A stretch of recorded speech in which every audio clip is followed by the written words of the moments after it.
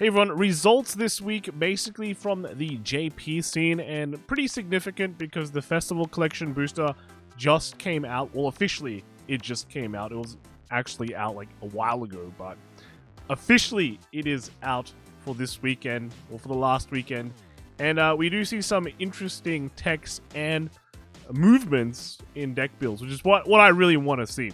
Right, so first off, there wasn't a huge like super deluxe in Japan, but they did have a Chiho Cup, which is still relatively competitive.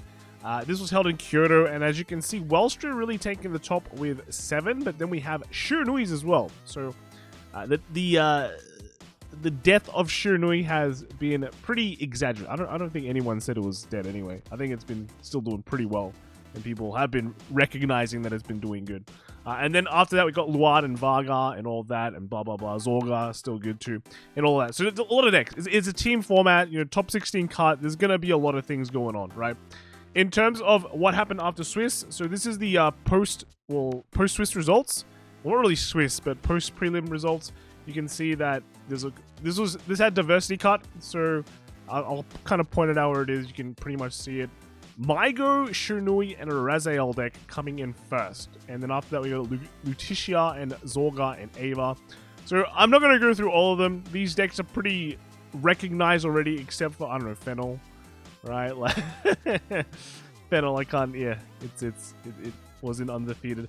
The diversity came in 7th. So you can see this is just really, really weird. We've got the Flange, and then the Almagista and a Welstra there as well. This is basically none of these made it in top to undefeated cut. You can see, you know, no Welstras at all, right? So literally, that is the way. That's why also Welstra's numbers are also quite inflated. Because if you're a good deck that doesn't go undefeated, then you're just gonna have so many teams that run it that do well because of the powerful deck that you have, and it's just gonna flood top cut, right? Other interesting decks, we see a few Leonorns. You know, Maigo's still around, which is relevant because we finally got Maigo as well in English. But Liela Mortar making it in the undefeated as well is pretty interesting, right? Pretty interesting. Everyone pretty much thinks the deck is pretty overrated, and that's just, it's kind of how it is, I guess. But you know, for diversity, it works pretty well. And then over here, more Almagestas. We even have a Quince. There's a Messiah deck as well, and Rejeweled. But you can see that the familiar faces, right? Shiranui, Luad, all the Stride deck sets.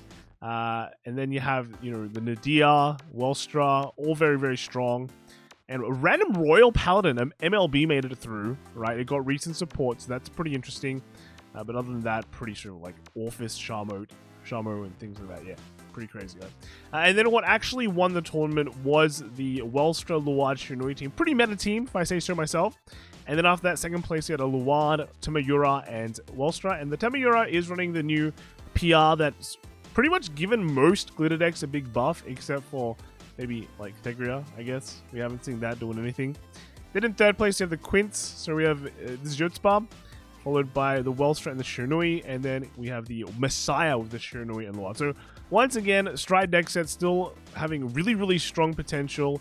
And this is also because in the new Festival Collection, it's gotten some pretty strong stuff as well. So the new stuff plus scaling works out pretty well, right? Let's kind of take a look at some of these decks. And I am kind of going to take a look at some of these Stride decks as well. Maybe you guys are already bored of it, but there is some interesting ideas being thrown around. So first off, we do have the Luad. So what has happened to Luad? So one thing you're going to notice is that this Nun, the Nun and her order are in a lot of decks, and it's extremely popular simply because that it's an interesting idea, right? This order makes it so you're able to guard from your regard circles at the condition that after you use it, it gets bound. So it's relatively useful for getting around guard restrict maybe, but also even having just more ways to guard. If you're able to make a big field like what Keta usually does, then able to cash them in for guarding in specific situations and able to replenish that the next turn with something, you know, Luad is able to do pretty well, I think is pretty good, right? So a lot of this is really, really popular. In fact, in this deck, they ran 4 of the Nun and then 3 of the Order. The Order is once per turn, but if you have like 3 of them, then you can use 3 once per turns, right? And then also recycle those cards that get bound. They are running 1 Liela Mortar. You might be going, wow, that's really dumb, right? Why would you run this? Because you basically you don't get the PG effect unless you have a faded one in your Vanguard circle. They're basically just using it just to kind of discard and put back cards and then kind of recycle it. So it's a bit weird, but hey, right? It worked for this person. They came first place, and running the Dark Over Trigger as well.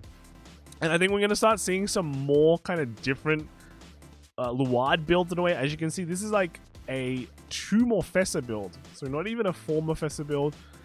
Aiming to play a bit more lame, right? A bit more lame, a bit more slower, a bit more defensive. Wait for your scaling to kick in while sitting on a lot of defensive potential and then winning like that, right? So pretty interesting, I want to say. This also probably works pretty well in the grade 2 game, right? You throw some stuff down, push, and then you're able to use those cards to cash it in guards. So I'm guessing there's a lot of applications for this that we'll only really realize once we start playing. Four of the Maple as well, right? Pretty cool, pretty cool. After that, we have the Welstra. So the Welstra is pretty much straightforward as you'd think it would be. Just, you know, the Welstra builds right now are nearly spot on. The only changes are in Divines 2. So 2, we have this new grade 1 that fills in the slot that goes into Soul. Look at top 5 and get a grade 2 or higher or a set order, right? So I think right now we're running that robot that goes into Soul and lets you draw a card. So similar to that, this one will only get you grade 2 or highs though. So there's a chance it can miss. We'll get to set order too, but there's a chance that it can miss. It does get more power though, which would be nice. But you also run a few more grade 2s, so it can hit the Fire Heights, it can hit the Trolls as well. So yeah, or any of these important set orders that you want to see ASAP. And then lastly, the Shiranui from the first place team. This one's pretty. I guess I don't really know how to say it. All right, it's running pretty ballsy, right? Four dragons, 4 energy cyclers, just maxing out that draw. And then, you know, your restanders and pretty much things like that. I think for this deck, you know, you don't have a grade 2 game as well. So let's just kind of stock up, try to get through the early game, and then continue just winning with the powerful late game that gets stronger and stronger that Shiranui has, and just focus more on that, which is what Stride decks are really good at. Right, that's just how it is. And they're running defensing Raw for the more defensive power as well. Dark OT as well. So yeah, pretty interesting. Next, we have the other Luard. So this one is a much more traditional Luard. You can immediately see it with a 4 Mephiesa, but still they're running the Nun, right? So 2 Nuns, even 1 During as well, and then with 2 of the Nun Order as well. So overall, pretty interesting. Has an interesting tech here where you can come to play Counterblast 1 discard a card, and you pick one of your opponent's rear guards, and then they have to bottom deck that rear guard and all the same name cards in the drop zone as well. So it can probably pop up in some certain situations. Look at the Dark OT is relatively the way to go, and also only running 1 Painkiller Angel as well. So only 1, but I guess you want to save the soul for the Nun as well. So pretty interesting. Running 2 Liel Immortals as well. So this is 2 cards that is more focused on just cycling cards back. So yeah, I don't know. I think it's pretty cool. And is it only 3 PG? No, 4 PGs. Nearly had a heart attack there. So interesting idea, like with these Luards. And then another Shiranui deck. So this one, again, is focusing on getting through the early game. Running some grade 4s as well. So in case you meet those Bracing Angel ladder turns, or, you know, against people who are smart and don't want you to have a first stride, but at least you'll get 5 attacks. Interesting card being running here is the new generic grade 1s. They let you recover discarded cards. So this can, for a deck like Shiranui, which has a lot of strong pieces that work in the late game, you might draw these restanders and go, oh man, I don't want to discard these for my ride deck, but I have to because I have nothing else better. But that just means I have less restanders later on. This can help you, right? You can commit on the field or discard it early and just kind of salvage back those important cards. Even if you have to discard a trigger, yeah, it just comes in handy, right? It just comes in. So running 2 of those, but as you can see, the idea is still there, right? 4 energy cyclers, 4 of the dragon discard, just max out that late game and try to get through that early game. So pretty interesting. And then after that, we have a Messiah. So this Messiah really hasn't changed at all. It did pretty well, but you can see, you know, it's got the old stuff still there, just with some new energy cyclers, and they called it a day. That's just how it is. Just focus on the restands, run the new, well, not really the new PR anymore, but cash in on the PR order, let you kind of have an early game as well. It just gets kind of buy in and salvage some of your restanders, and yeah, that's pretty much it. Next is another Luard. So this is going back to an incredibly more defensive style of Luarding as well. So, right, you see 2 more Fesses, you're like, okay, 2 more Fesses. They're not focusing on that multi-attack. But then you have 2 nuns, two nuns. You have the new defensive Blitz order as well. So you're just able to get an extra 10k shield. They're running 4 Georings. 4 Georings to get that maximum salvage. And also just 4 normal PGs. We're not running the Elemental Sanctitude, and 7 draws, right? 7 draws. This is a huge amount of draws. 1 Dark OT as well, and the ladder will just kind of let you, you predict when your opponent's going to make that big move, even against like Blingdemir. Put in the ladder, and then you put in, you put the nun down, or have the nun order, and then just have like PGs in the back, and then you have a pretty good turn. This guy's not running any Leal or Mortars though, so anything that gets bound just kind of stays there forever. So yeah, that's pretty much that. And then lastly in the top 4 we have another Shiranui, and how did they build it? Again, 4 energy cyclers, 4 of the dragons, 2x of the new generics, and then they're running a few more of these Esperal. These even running a Forbidol as well, and even they have to snuck in some defensing raw too. So pretty crazy. Running Blue OT. I think everyone's been running Dark OT so far, but yeah, going back to Blue OT still seems pretty good. Next we have is just the stuff that came in Swiss. And first off, we have that Rezael. So this Rezael is kind of anime, right? You got the Rezael able to fit in a mortar just against any annoying deck. You have this available to you, and then still running the Nun as well, right? 1 Nun and then 1 set order there, so able to kind of do that. But you got the TF kind of combo of the Sergion. That's still in Rezael. It still works. Don't forget it. It's going to be there for a while. And running the Reedy for some extra power when you put back all the crits, I guess. So, you can have a big crit power turn, and you can kind of cash in all the cards that you maybe have in soul for it. I don't really think this deck that has that much soul. So, maybe not. Or only running 1 Biscotti, though, right? So, it just feels like a 1 flex slot. They just threw in a Biscotti and called it a day. Then we had the real Leal Mortar list. This one, I don't really... It's what you'd expect, I guess. Running the Pog, or Pot of Greed. And then running the new Dual Nation card as well. So this one is the Brandgate and the Keta Sanctuary one. Overall, nothing too impressive, I have to say. Right? It's just a normal deck. Right? It's just a normal deck. Nothing really much. Did well, so good stuff. That's kind of it.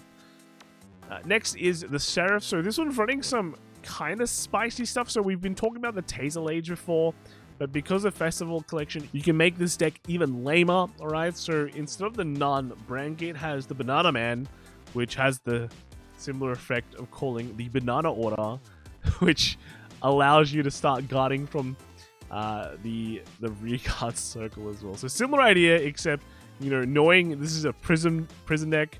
You got the Pure Lights to just making your opponent's life hard. You got Taser Ages as well to kind of shut down the Zorga decks. And the rest of the deck is here, right? The rest of the good cards are here. You have the Restander, but now you're able to stuck in the Banana Man. So pretty interesting. And then lastly, last deck I want to look at is just the MLB deck that made it to top cut. Running the new Blaster Blade, the Vanguard, and just getting the multi-attacks there. But yeah, overall pretty straightforward. Nothing that many new cards in. Well, technically didn't get that much support. The only real support it really got was probably the Blaster Blade. Otherwise, the Biscottis work pretty well. And if you have any of the old cards, I think you're pretty much set. So that's all of... that was Kyoto in a nutshell. But there was still some more tournaments that happened around the world. So let's kind of take a look at that too. And they're all focused on the JP meta as well. Next, we can take a look at the Sakura Championship Series. So this is like Sakura VGCS kind of thing. This was another team tournament. It was just kind of a more, I wouldn't say casual tournament, but not a WGP tournament. But it had to feature some pretty good players. And I think your first place team, you might know who it is. But yeah, as you can see, Shiranui is still doing pretty well. But a Blangmar and Welstra still there as well. So let's just kind of take a look at the first place team list. Here we have the first place team. So they were playing a Blangdemir, running some clean sweep dragons as well, but overall with the Falcratia, and this is just kind of the build that's been working very well since, I guess, near the beginning of the format, right? So pretty cool. But then here we have the Ava. So Ava, this is coming out. We can build most of this deck in English now as well, because this PR is coming out. This one right there is coming out soon for our shop challenge. So we'll be able to play this deck, a similar deck to this, pretty soon. And then lastly, we have the Shiranui. So we've been talking about the Shiranui. This one is running something different too. So the Dark OT is there. You have the Restander split with the Shenri. Only 2 Shenris now. But we have 4 of the Energy Cyclers, 4 of the Dragons. So this seems like the way, I guess. The way. And then they're running 4 of the new Dual Nation cards. So as far as I know, this one does Soul Charge because it's Dragon Empire and Dark States. So that kind of solves your issue with less soul, right? Less soul, only 2 Shenris. So pretty interesting to see. And then after that as well, we have Thailand. So WGP Thailand. This had a pretty different split. So this was a singles though. So it might be a bit different. It's 3 Prison, Leonon, and Shiranui, right? And then, 2 Varga and Load, and then Ava, Bling and Rezel. But then the winner was actually the Varga, right? The Varga came first, followed second by the Seraph Snow, and then the Ava and the Leonorn, right? And then just a quick look at the, I guess, top 2 decks is probably, or maybe not, we don't need to see Seraph. We've seen a lot of Seraphs already. The first one, we have the Varga. I have to say this one was just pretty straightforward.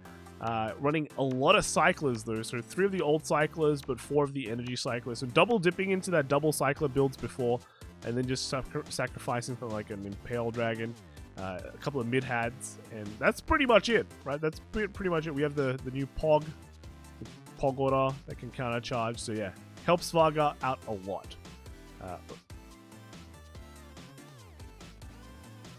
And then next we have is the Leonorn. So I want to see this mainly because there are some changes in the Leonorn list. So a lot of them just focus on the Unison dress specifically, but they've been cutting a lot of the purple order though, just to kind of fit in more things. So one thing that has been consistently popping up is Broccoli Kid. I don't know what's a friendly Broccoli, right? I don't really think Broccoli is that friendly, but it gets power when you have a token, and then when it comes into play, if you have the token, you can draw a card as well. So it can kind of get you some extra advantage, which is pretty nice.